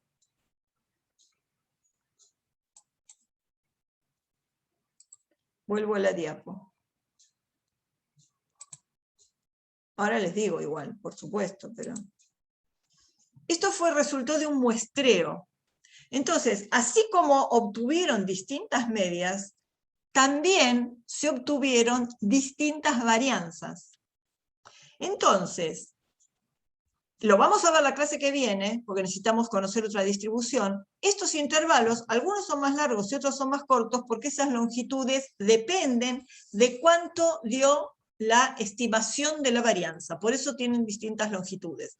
Porque acá no solo se muestreó y se obtuvo una media, también se muestreó y se obtuvo una varianza en forma aleatoria.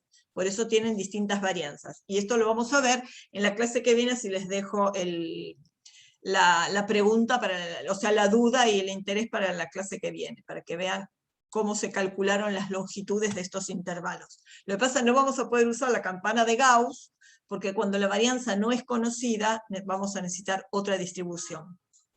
Bueno, vamos a hacer un ejemplito. Se quiere estimar la esperanza de una variable X normal mu5. Fíjense que damos como conocida la desviación estándar poblacional.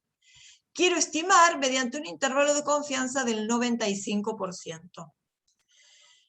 La longitud yo le pido que sea menor que 2,35. O sea, le pongo como límite longitud menor que 2,35. ¿Qué tamaño de muestra se debe tomar? Ustedes tienen este problema en la diapositiva 36 del PDF, pero ahí creo que les pregunta ¿Cuál es la confianza con la que se trabajó? Yo les cambié la pregunta, porque la pregunta más, o sea, el cálculo que van a necesitar hacer en la vida real va a ser el tamaño de muestra, va a ser la incógnita. Por eso les cambié y le puse la incógnita el tamaño de muestra. Entonces pregunta, si yo quiero este intervalo, con esta confianza, con varianza conocida, y quiero que la longitud sea menor que esto. Entonces, planteo, si yo tuviera una definición de quién es X, pongo X, 2 puntos, y qué es lo que se mide. Acá solo sé que la X es normal mu5. X barra, entonces, tiene distribución normal con la misma media mu y la desviación estándar 5 sobre la raíz de n. Acuérdense que este encabezamiento lo van a tener siempre. Esto lo van a terminar aprendiendo. X normal mu sigma, X barra normal mu sigma sobre la raíz de n. Y ahora, como la varianza es conocida, sé que la fórmula del intervalo de confianza que tengo que usar es esta. X barra más menos, valor de tabla de la campana de Gauss, debajo de la campana de Gauss, z alfa sobre 2 por sigma sobre la raíz de n. Entonces, longitud del intervalo es 2 veces la aproximación, ¿se acuerdan? Aproximación por uno, aproximación por el otro, longitud es 2 veces la aproximación. O sea que la longitud va a ser 2 por z alfa sobre 2 por sigma sobre la raíz de n. Y esto tiene que ser menor que 2,35, porque decía que la longitud tenía que ser menor que 2,35. Si el dato que les da es la aproximación, ponen directamente esta aproximación menor que el valor que les pida. Acá era longitud menor que 2,35. Por eso pongo la fórmula de la longitud menor que 2,35. Y acá la única incógnita es el n, solo despejo de acá. No hay que acordarse de ninguna fórmula de memoria. Despejamos de acá. Entonces, 2 por, este será Z005 sobre 2. ¿Por qué? De nuevo, vamos a escribirlo, un dibujito, después lo vamos a buscar en la tabla. Si yo quiero un intervalo de confianza del 95%, uy, qué horrible me salió, bueno. Acá voy a tener 0,95 y acá voy a tener 0,05 sobre 2 y acá voy a tener 0,05 sobre 2. Por eso este z alfa sobre 2 es z005 sobre 2. Esto implica que este es un z, este puntito es el z 0,05 sobre 2, porque deja en la cola derecha 0,05 dividido 2 el área de la cola derecha. Entonces, 2 por z 0,05 sobre 2 por 5, que es el sigma, que era un dato, sobre la raíz de n, menor que 2,35. Y de acá despejo. ¿Qué despejé? Ah, no, acá lo que hice fue buscar el valor de la tabla. No sé si dibujé la tabla, no. Bueno, ahora vamos a ver cómo el 1,96, cómo lo encontramos. Vamos a hacerlo con la tabla y con el infostat. Ahora les muestro. El valor que deja 0,05 en la cola derecha de una normal 0,1, lo van a terminar aprendiendo de memoria, es el 1,960. Entonces tienen 2 por 1,96 por sigma sobre raíz de n, despejan de acá, 8,34 al cuadrado, cuando le van al cuadrado ambos miembros, da 69,6. El n mínimo que tienen que tomar es 70, es el entero inmediato superior.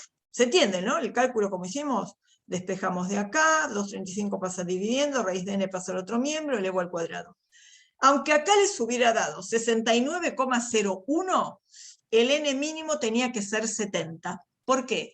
Porque es el entero inmediatamente superior al valor que encontraron. Y el entero inmediatamente superior al 69,6 es el 70. O sea que un n mínimo de 70 les garantiza que la longitud del intervalo de confianza va a ser menor que 2,35. Vamos a buscar el valor de tabla. Descarto. Vamos a buscar el valor de tabla.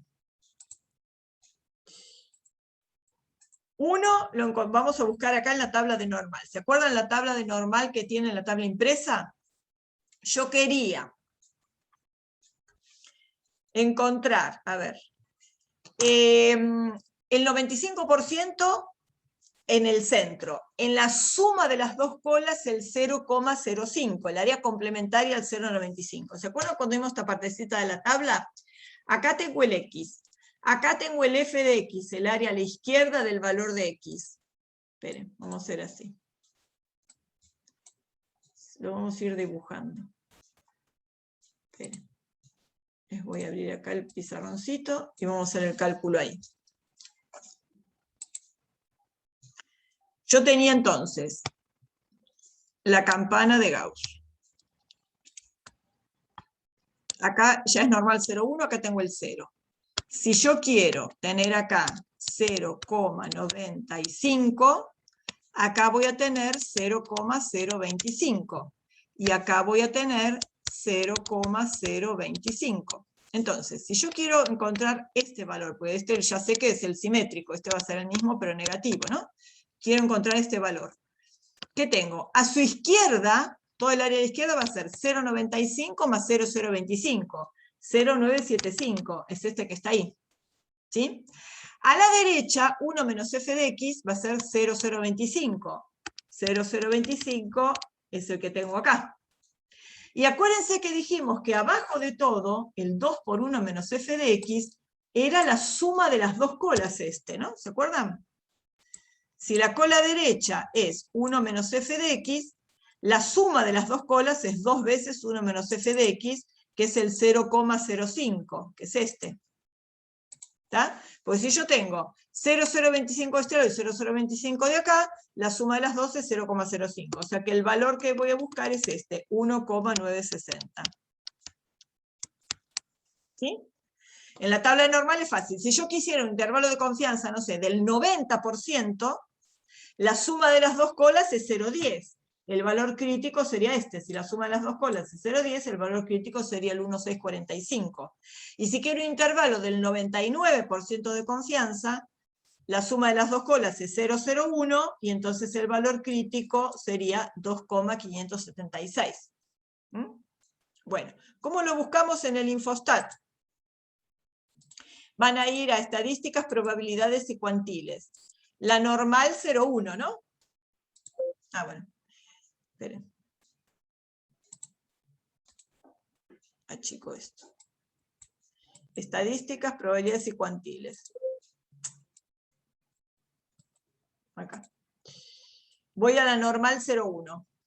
Acá sí hay que ponerle el área. Si yo quiero 95 en el medio, tengo 5% en la suma de las dos colas, 0,025 en cada cola. Entonces le pongo la cola de la derecha, 0,025. Y le pongo calcular. Y el valor que me da es el 1,9599, o sea, 1,960. ¿Qué pasa si ustedes en vez de poner el 0,025 a la derecha, le ponen el 0,025 a la izquierda? Cuando le ponen calcular, le da el menos 1,959 menos 1,960.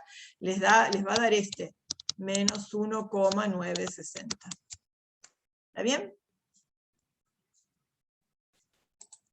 Bueno, creo que esta es la última diapositiva. Bueno, ¿se entendió? Entonces, con esto pueden hacer todo, ese rapidísimo. Bueno, no me voy a adelantar con la próxima clase. Ah, una cosa, esperen. La próxima clase me parece que es el 21, ¿no? Nosotros tenemos martes, la clase que viene es el 21, y el 21 es el día del estudiante. Entonces el día de la primavera no tienen clase. No creo que tengan ganas de dar la clase, yo no tendría problema en darla, pero no creo que tengan ganas de sentarse a la tarde a tomar una clase, sobre todo si el día está lindo. Entonces lo que podemos hacer es, les doy dos opciones. O les doy el link, y si alguien quiere puede estar en la clase del jueves a las 6 de la tarde, que la doy yo también, o van a cualquier otro teórico, por supuesto, o si no, que se los puedo hacer también, les subo la clase del cuatrimestre pasado, o les subo después la clase después del jueves a la noche, que voy a dar la clase del jueves, les subo la del jueves. Y después ustedes, después del jueves, viernes, ya tienen la clase que no estuvieron el martes. Algunas les voy a subir, o las del cuatrimestre pasado, o la del jueves a la tarde. Y si alguno quiere estar, me pide y les paso después el link para entrar en el Zoom del jueves a las 6 de la tarde, si alguien puede y tiene ganas. Bueno. Que tenemos un rato, ¿quieren hacer algún ejemplo? ¿Quieren hacer algún ejercicio de la guía? ¿Alguna duda que les haya quedado de algo? Me dicen. ¿Nada? Cronograma, ¿qué tengo acá? Ah, tengo la guía y a mano. Acá tenía el cronograma, no. Ya saben, el sábado 5 es el primer regulatorio y el sábado 2 el promocional. No sé. ¿Algún ejercicio? Profe, la inscripción, Dale. ¿Cómo? la inscripción a los promocionales es como la inscripción a los finales, que se hace una semana antes, digamos. Creo que da 5 días hábiles. Eso les va a avisar Hugo con tiempo por el campus, seguramente. Así que de eso quédense tranquilos, ¿no? Porque falta igual, ¿cuánto falta? Toda una semana entera, la que viene, ¿no? Ah, y entra hasta... esto creo que ya no entra. ¿No? Déjenme ver. Les digo ya, así nos quedamos, así ya no tenemos dudas. Temas que entran para los regulatorios. Por si alguno no lo vio, está en el campus. Y tienen para el primer regulatorio capítulo 1, 2, 3 y 4. O sea, lo que vimos hoy ya no entra en el regulatorio. Entra para la segunda parte. Y después tienen, déjenme ver, el 25 ya es el regulatorio. Ah, sí que claro, tenemos la semana que viene y después ya tiene el regulatorio. Una pregunta. Ah, esperen. Porque siempre en la semana regulatoria no hay clases. Ahora me entró la duda. Esperen un cachito, vamos a ver bien el esquema. Claro, en la semana del 27 no tenemos clase. Claro, en general la semana del promo no tenemos clases. Claro, es verdad. Por eso ven que no hay nada en la semana del 27 de septiembre, no hay clases. O sea que entre el 25 que tiene el regulatorio y el 2 que tiene el promocional, toda esa semana no tenemos clase. ¿Para el promo tampoco entran los temas de hoy? No. Entra nada más que hasta ahí. Hasta estimación puntual inclusive. Okay. Acá. Para el segundo, sí. Estimación por intervalos de confianza. Ven, muestra aleatoria, distribución de la media, etc. ¿Puedo preguntar cuáles son presenciales y cuáles no? Mira, hasta donde tengo entendido, el regulatorio creo que no. Creo que lo dan por campus. El promocional sí y los finales sí, segurísimo, esos son presenciales. Ok, gracias. Hasta donde yo sé, el 25 es por campus.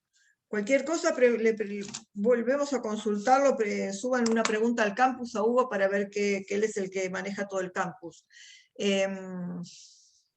No, porque los temas que tenemos que entregar y todo son para que lo hagan por el campus. Sí va a ser presencial el promocional, que van a poder dar el promocional los que tengan 3 ejercicios bien. De los, creo que son 4 ejercicios, yo dije 5, pero me parece que son 4. Tienen que tener 3 bien para dar el promocional.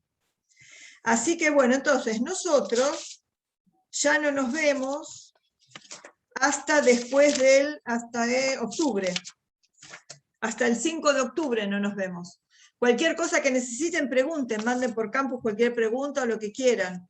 O si igual tienen también los talleres, consulta de talleres, pueden mandar a los jefes de ustedes, o sea, lo que necesiten, chicos.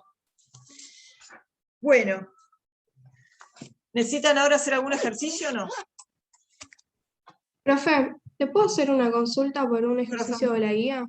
Sí, dime. El 3.10 de la guía oficial. Sí, ya le voy para que lo tengo por ahí. Guía de trabajos prácticos del campus. 3.10. Sí. El ejercicio D y E, no sé cómo encararlos. Ah, Porque no bien. me quedó muy claro el tema de percentilo y eso. Espectacular, sí, ya lo hacemos. Espérate. ¿Se ve? ¿Ven la pantalla? Sí. Sí.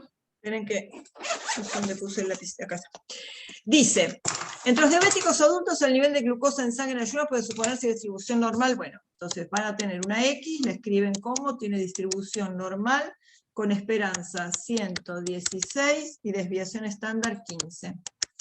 Bueno,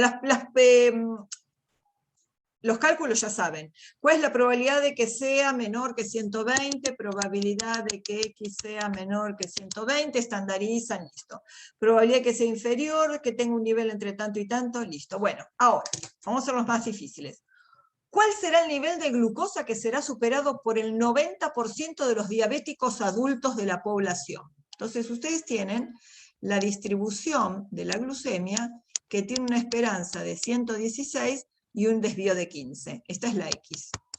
Entonces la pregunta es, ¿cuál es el nivel que será superado por el 90% de los diabéticos adultos de la población? ¿Qué quiere decir? Ese valor, ¿dónde se lo imaginan? ¿A la izquierda de 116 o a la derecha de 116? Valor que sea superado por el 90% de los individuos de la población. Ese 90% lo puede pensar como un área. Es una probabilidad. Y si es un valor que tiene que ser superado por el 90%, quiere decir que ese número tiene que estar por acá, de tal manera que toda esta área sea 0,90. ¿Sí o no? Este valor, que es el X sub 0, que no saben cuál es, está superado por el 90% de la población. ¿Se entiende sobre el dibujo? Que implique que está... No entiendo por qué está superado. Claro, superado por el 90%, o sea, el 90% de la población tiene valores mayores que él. Ah, está, sí, sí. ¿No? O sea, el 90% tiene valores mayores que este. En términos de percentilo, que es lo que comentamos la otra vez, ese sería el percentilo 10, porque el 10% tiene valores menores que este X sub 0. Entonces, la clave es cómo lo escribimos. Hay que escribirlo así. Yo sé que la probabilidad de que X sea mayor que este valor X sub 0, esa probabilidad es 0,90. ¿No? Esto es esta área escrita en forma de probabilidad de estadística, ¿no? Con una nomenclatura estadística. La probabilidad de que si yo tomo un valor de esta población X supere al valor X sub 0, esa probabilidad tiene que ser 0,90. Entonces, ¿qué voy a hacer? Como tengo que calcular una probabilidad, estandarizo. ¿Cómo estandarizo? Probabilidad de que X menos 116 sobre 15 sea mayor que X sub 0 menos 116 sobre 15. Esa probabilidad es 0,90. Entonces, probabilidad. Esto es una variable estandarizada. Probabilidad de que Z sea mayor que... Bueno, acá no puedo hacer cálculo. X0 menos 116 sobre 15. Esa probabilidad es 0,90. ¿Qué tengo que hacer ahora? Ahora ya sé que estoy en una Z. Entonces tengo que ir a la tabla de normal de tal manera que encuentre un número cuya área a su derecha sea 0,90. Si yo tomo esto y lo estandarizo a esta X, la transformo en una Z, el 116 pasa a ser el 0. El X sub 0, que es un Z sub 0, ¿cómo va a ser? Va a ser negativo, porque para que tenga 0,90 de área a su derecha, tiene que ser negativo. Entonces voy a la tabla de normal. Voy a la tabla y veo, ¿cuál es el número que deja a su derecha un área de 0,90? No tengo ese número, porque ese número es negativo. Pero tengo el número que es simétrico respecto de él, que a su izquierda deja un área de 0,90. Y este número que deja a su izquierda un área de 0,90 va a ser simétrico respecto de este Z sub 0, pero va a ser positivo. ¿Quién es? Es el que tenga un F de 0,90. ¿Quién tiene un F de 0,90? Este. 1,282. Entonces, este X sub 0 va a ser menos 1,282. ¿Se entiende? Sí, sí. Entonces, X0 menos 116 sobre 15 es menos 1,282. Y vos cuando despejes esto, X0, no sé cómo me sale tan grueso, X0 va a ser menos 1,282 por 15 más 116. Fíjate, cuando vos hagas esta cuenta, a 116 le vas a estar restando un número, y te va a dar un número, perdón, el menos 1,282 es este, ¿no? Es el de acá abajo. Este X0 te va a dar un número menor que 116. ¿De acuerdo? Espérate. Vamos a agarrar un... Espera un cachito. Archivo nuevo. Acá. Entonces, vamos a agarrar este así, espérate. Vamos a hacer la cuenta. Igual, menos 1,282 por 15 más 116. 96,77. O sea, que este X sub 0 es 96,77. Es el valor de glucemia que está superado por el 90% de los individuos de la población. ¿Sí? Y entonces a ese valor se le diría el porcentilo 90, ¿sería? No, ¿O este porcentilo sería el 10? percentilo 10, porque el percentilo va de izquierda a derecha. El percentilo 10 es el valor tal que el 10% de los individuos tienen valores menores que él. El 90% tiene valores mayores. ¿Qué pasa con el otro? ¿Cuál será el nivel de glucosa tal que el 95% tiene valores menores que él? Este... Espera. El 95% tiene valores menores que él. Ahora lo que quiero es encontrar el valor tal que el 95% tenga valores menores que él. O sea, que acá tengo un 0,95 y este será el X sub 0, porque esta es la variable X. Entonces, ¿cómo lo escribo? La probabilidad de encontrar un X que sea menor que el X sub 0 es igual a 0,95. Este sí es el percentilo 95, el 95% tiene valores menores que ese. Y bueno, cuando estandarizas es la probabilidad de que Z sea menor que X0 menos 116 sobre 15, esto es 0,95, y este número es el que tiene un F de 0,95. Espera un cachito. ¿Quién tiene un F de 0,95? El 1,645, ¿no? Este es el 0,95, 1,645. Y este sí es positivo. 1,645. Esto implica que el X sub 0 es 1,645 multiplicado por 15 más 116. Y este sí va a ser un número más grande que 116, porque a 116 le vas a sumar esto. Y ese es el percentilo 95. Por eso es importante que ustedes cuando calculen alguna... Esto es la probabilidad fácil, la pueden deducir. Pero esto, cuando tienen que despejar un valor de la tabla, ¿no? Un valor de la variable, es importante que se hagan el dibujito para que sepan en la tabla el valor que encuentren si va a ser positivo o negativo, si está a la derecha o a la izquierda de la esperanza. ¿Mm? ¿Está bien eso? ¿Se entendió? Sí, sí, gracias. Lo mismo acá vas a tener algo parecido, ¿no? ¿Qué valor de TAS máximo de tensión sistólica presenta el 5% de la población que tiene presión arterial más baja? Él voy a hacer un dibujo porque está medio extraño. Esto era presión arterial, que se distribuía normalmente con media 92 y desviación estándar de... ¡Ay! Me lo llenó un triángulo. Porque lo cerré. ¡Ay, no! Tiene una opción que completa los dibujos. Pucha, digo. A ver si consigo que no me lo llene. Bueno, acá dice, ¿qué valor de TAS máximo presenta el 5% de la población que tiene presión arterial más baja? Es un trabalenguas, pero es así. Si esto era, se distribuye normalmente con una media de 92, el 5% que tiene la presión arterial más baja es esto, ¿no? Acá hay un 5%. Entonces dice, ¿cuál es el valor de TAS máximo? Es este punto, que presenta el 5% de la población que tiene la presión arterial más baja. O sea, lo que te pides acá es este valor, X sub 0. Entonces acá en el ejercicio 311 va a ser la probabilidad de que X sea menor que este X sub 0, va a ser va a ser 0,05, ¿no? Es la probabilidad de que X sea menor que X sub 0. Y eso va a ser la probabilidad de que Z sea menor que ese X sub 0 menos 92, que es la esperanza, sobre desvío de 10. Sobre 10. Entonces, de nuevo, cuando ustedes hacen este dibujito, saben que este es el 5% de la población que tiene la presión arterial más baja, esta es la tensión arterial. Cuando vayan a este valor estandarizado, este valor va a tener que ser negativo, por supuesto.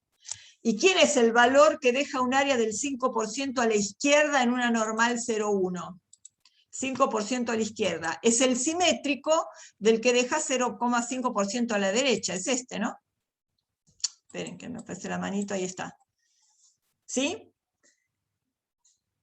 ¿Está bien? 5% a la izquierda es lo mismo que 5% a la derecha. O sea que si acá era el 1,645, este valor será el menos 1,645. ¿Está? Y después despejan de ahí. ¿Se entendió? Sí, sí, perfecto, gracias. Dale, Camila. ¿Algún otro?